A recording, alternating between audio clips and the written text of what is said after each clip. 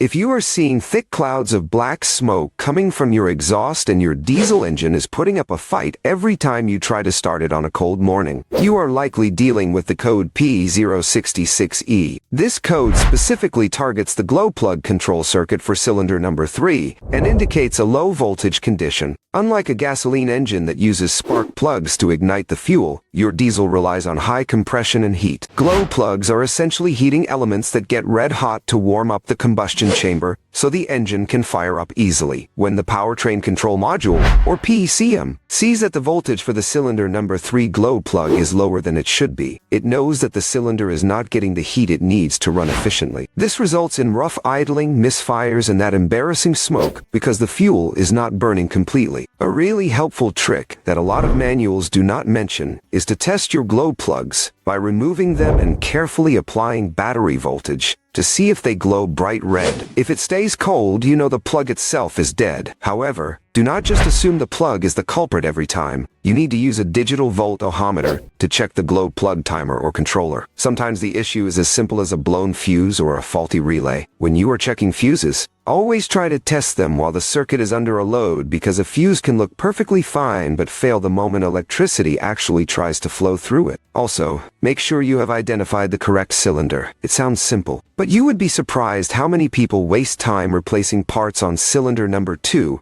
when the computer is actually complaining about cylinder number 3. Check the wiring for any frays or loose ground connections, as vibration from the diesel engine can often wiggle connectors loose over time. Fix these electrical gremlins first, and you will find that your engine starts much smoother and your fuel economy will get a nice little boost as well.